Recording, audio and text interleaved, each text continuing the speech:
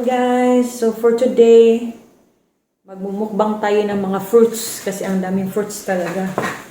Daming apple, hindi na maubos-ubos. Ayan, so before that, kakain na ako ng lunch. Alas 3 na nga pala dito.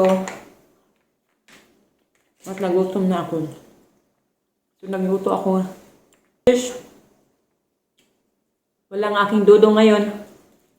Gusto ko may kunting salt.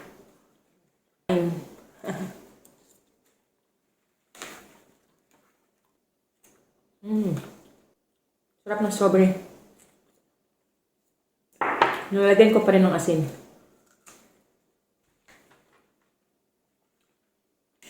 Kain tayo, guys!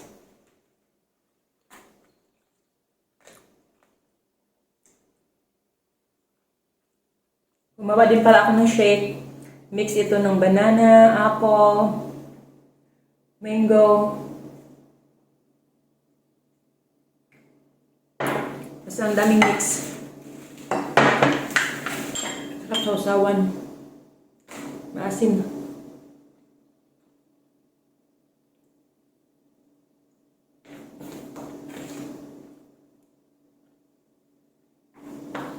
Laki na mga... Grabe yung strawberry, ang laki.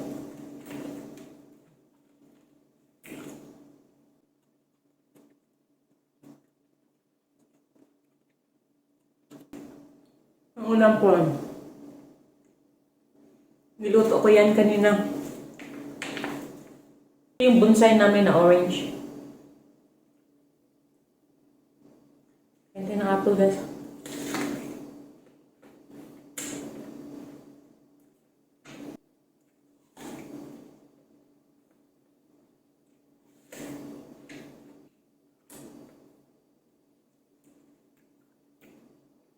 Ang galing, lalaki ng strawberry.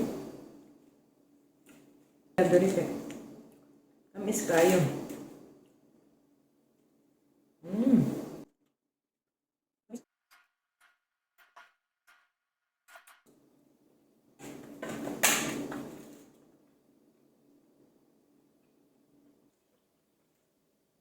Dami talagang fruits dito. Ikaw na lang yung magsasawa.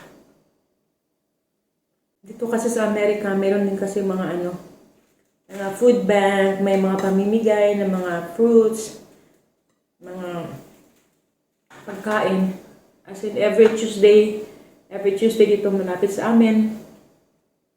At meron namang ibang lugar dito na nagbibigay din. Ang ikanaganda lang dito kasi walang pili. Kumbaga, kahit saang cities ka, pwede kang pumila at walang hinihingi. Kumbaga, walang mga ID, walang mga ganyan.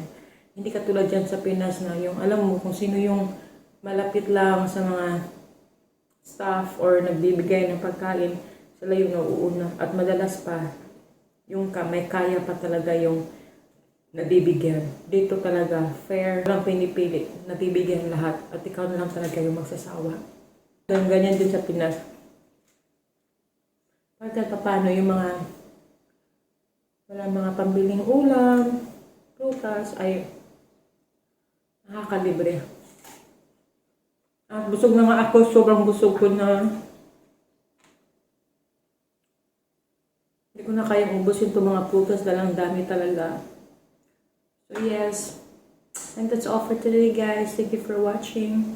Have a good day, everyone. Bye-bye.